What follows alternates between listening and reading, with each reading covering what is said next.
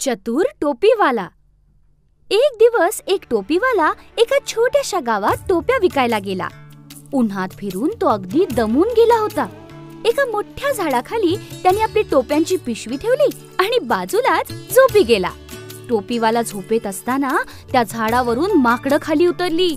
त्याच्या पिशवीतून रंगीबेरंगी टोप्या काढून आपल्या डोक्यावर ठेवल्या आणि परत झाडावर जाऊन बसली. थोड्या वेळाने टोपीवाला जागा झाला.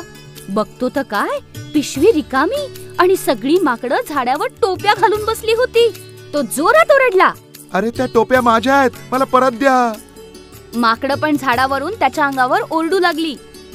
तेवढ्यात त्याला एक उपाय सुचला. त्याने डोक्यावरची टोपी काढली आणि जमिनीवर फेकली. त्याचबरोबर सगळ्या माकडांनी आपापल्या टोप्या काढून जमिनीवरती फेकल्या. टोपीवाल्याने लगेच त्या सगळ्या टोप्या जमा केल्या आणि पिशवीत भरून तिथून आनंदाने निघून गेला. कठीण प्रसंगातून निघण्याचा मार्ग हा असतोच.